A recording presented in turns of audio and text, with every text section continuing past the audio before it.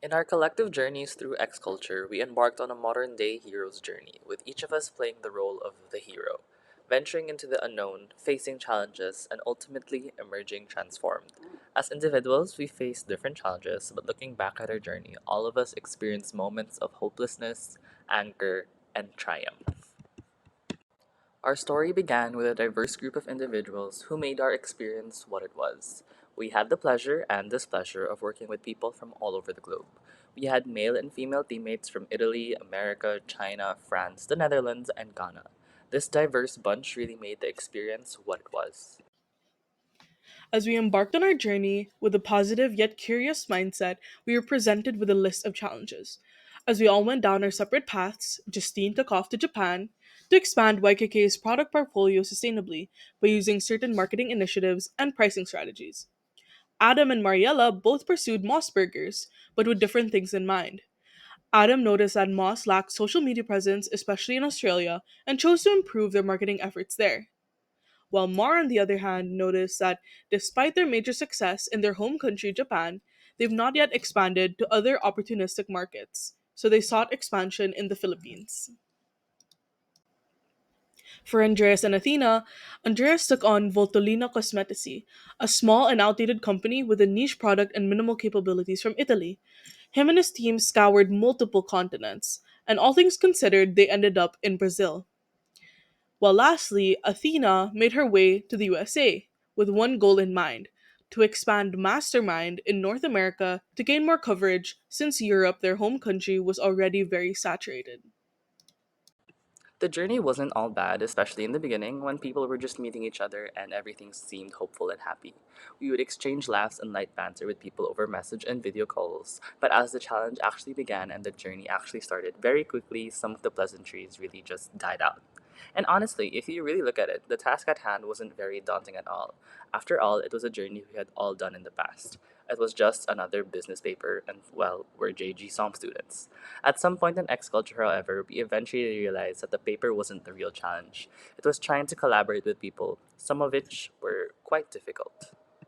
In our experiences, the difference in work ethic was the first thing that became very glaring. It became very clear that some of our journey mates did not think that this journey was as important as we did. Some very explicitly said that they had other jobs and other commitments that they deemed more important, and some others just didn't care enough. Some people weren't the best at dealing with these differences either. Some people became passive aggressive, while some others just started completely ghosting. And given the fact that the X Culture admin could not really do anything, the only helpful mentors that we had were each other. For some of us, a middle ground was just too hard to find, and wanting to complete the paper, we just took on the burden and carried the heavy group mates. For the lucky others, work went smoothly. For me personally, I had the task of carrying two Americans with the help of my Italian teammate. These two American girls did absolutely nothing of value. However, this adversity forged a true friendship between me and Maria. I convinced her against dropping the course in her own college and leaving me alone, and together we finished the paper and honestly just ended up having a laugh between ourselves. I really liked working with him, so if I would have to give him a rating, it would be the highest. Bye. She's extremely hardworking. She thinks outside the box. She's brimming with ideas. Ariella is a great person, and I have no doubt that wherever she finds herself, she's going to make an impact. Our X-Culture journeys were met with challenges that tested our resilience, adaptability, and collaboration skills. One challenge that persisted to be tough was the different time zones that each member was in. That being said, it was hard to coordinate real-time collaboration to ensure everyone was available for important discussions or decision-making processes.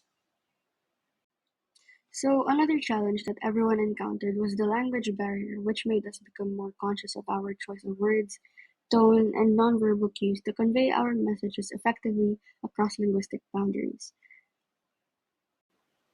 Finally, a challenge that we thought was most formidable was the overall lack of commitment in some of the members. Indeed, some members seemed less committed due to maybe varying academic priorities and accountability avoidance. Since the project's impact on their grades varied by curriculum, we lacked control over their level of dedication. Moreover, some consistently made excuses to evade accountability, making it really hard for those who were trying. As we immersed ourselves in the intricate web of online communication platforms like WhatsApp, iMessage, and Messenger, we uncover fascinating cultural nuances and communication styles. So, some, like the direct communicators of Italy and the US, they tend to prioritize straightforwardness and offering concise and direct responses.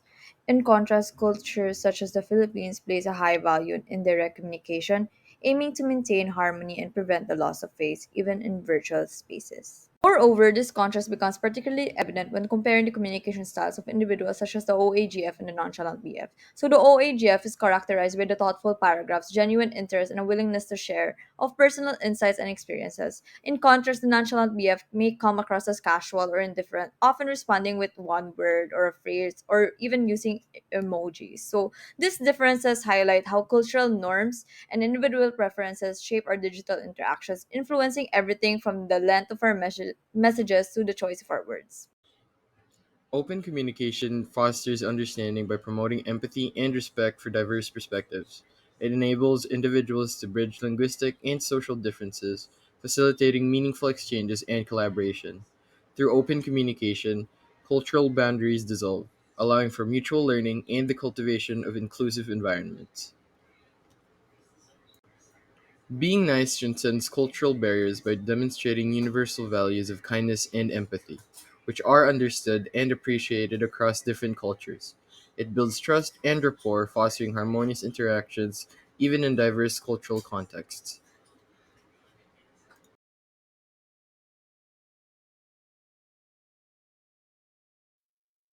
Embracing diversity in work styles, backgrounds, and cultural nuances fosters patience and enriches collaboration.